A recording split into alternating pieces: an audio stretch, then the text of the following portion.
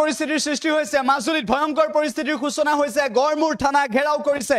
আমি কি দৃশ্য আপোনালোকক এই মুহূৰ্তত দেখুৱাইছো মাজুলীত গড়মূৰ থানা ঘেৰাও কৰিছে এক উত্তপ্ত পৰিৱেশৰ সৃষ্টি হৈছে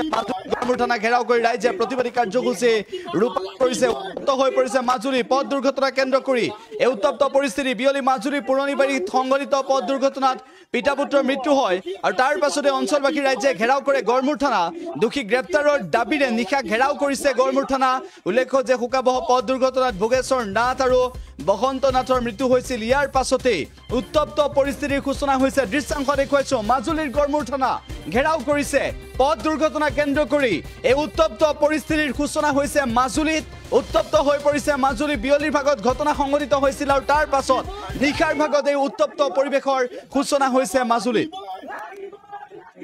দুখীয়া শাস্তি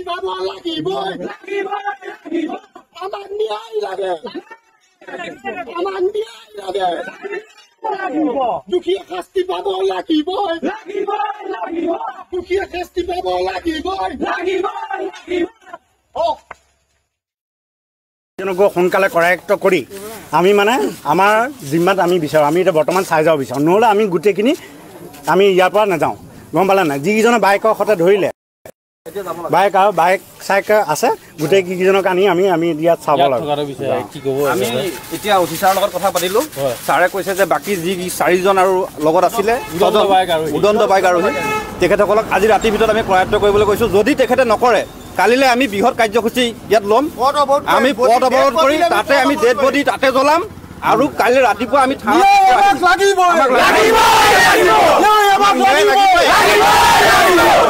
হত্যা কৰিছে এইটো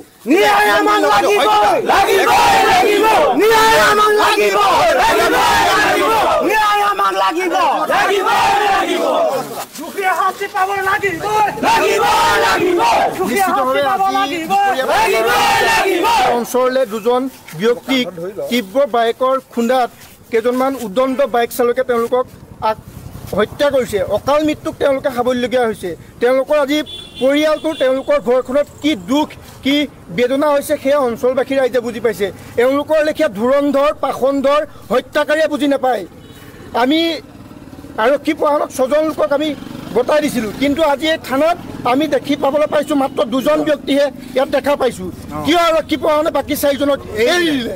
ইয়াৰ প্ৰশ্ন উত্তৰ আমাক লাগে আমি ভাৰপ্ৰাপ্ত আৰক্ষী বিষয়াক আমি কৈছোঁ অতি সোনকালে বাকী 4জনক কৰায়ত্ব কৰক গ্ৰেপ্তাৰ কৰক দুখীয়া উচিত শাস্তি পাব লাগিব পৰিয়ালটোৱে ন্যায় পাব লাগিব অন্যথা আমি অঞ্চলবাসী ৰাইজে কাইলৈ পথ অৱৰোধ কাৰ্যসূচী হাতত ল'ম এই বিষয়ে মাজুলী উপায়ুক্ত মহোদয় কিবা জানেনে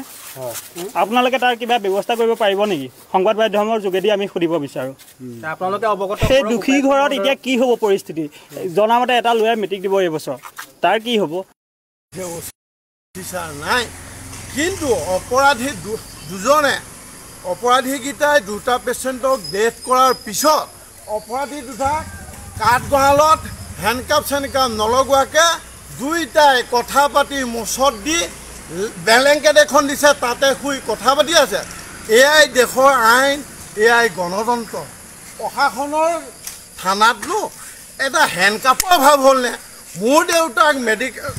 মেডিকেলত মানে কাঠগড়ালত থৈ দিছে ডেড বডি বুলি মই ইয়াত দিবলৈ আহিছোঁ মই অপৰাধীকেইটাক চাবলৈ যাওঁতে সিহঁতে কথা পাতি আছে মই ছেটিছফাই হ'বৰ কাৰণে প্ৰশাসনে তেওঁলোকক মানে হেণ্ডকাপ এডাল লগাই পেলাই তেওঁলোকক থ'ব নোৱাৰিলে নেকি তেওঁলোক 2টাই আমাৰ কথা পাতি আছে এয়াই আমাৰ অসমৰ ভাৰতবৰ্ষৰ প্ৰশাসন এয়াই জনসাধাৰণৰ ওপৰত সুৰক্ষা মই প্ৰশাসনক বেয়া পোৱা নাই কিন্তু অপৰাধী 2টা কাঠগড়ালত হেণ্ডকাপ নলগোৱাকৈ থৈ কথা পাতি থকাতহে মই দুখ পাইছোঁ ইতিমধ্যে অচি ছাৰ থানাত নাই মই ৱেইট কৰিছোঁ অচি ছাৰ অহাৰ পিছত মই কথাখিনি মই ছাৰক সুধিম ছাৰ এই কথাটো হ'ল ঢুকুৱা ব্যক্তিকেইজনৰ নামটো ঢুকুৱা ব্যক্তিজন মোৰ দেউতা শ্ৰীযুত ভোগেশ্বৰ নাথ কিমান বয়স তেখেতৰ বয়স 85 ইজন মোৰ জ্যেষ্ঠ দাদা তেখেতৰ বয়স আপোনাৰ 51 এই 2জনে দেউতাৰ চুগাৰ পেচেণ্ট কাৰণে মেডিকেলত টেষ্ট কৰি ঘৰলৈ ঘূৰি যাওঁতে গুণ্ডা মানে সেই বাইক চলাই ৰেলী কৰা ল'ৰাই গৈ পেলাই সিহঁতক মাৰি থৈ গ'ল 2টা পেচেণ্ট ডিব্ৰুগড়লৈ নিয়া ৰাস্তাত এটা পেচেণ্ট ডিব্ৰুগড়ত ডেড হয় এটা পেচেণ্ট মাজুলী ডিব্ৰুগড়লৈ যোৱা ৰাস্তাতে ডেড হয় তাৰপিছত আহি থানাত গ'লোঁ পষ্টমৰ্টম নোহোৱাৰ দিশত গৈ পেলাই যিকোনো খবৰৰ বাবে যোগাযোগ কৰক আমাৰ এই নম্বৰত 7099017330 আৰু 70999171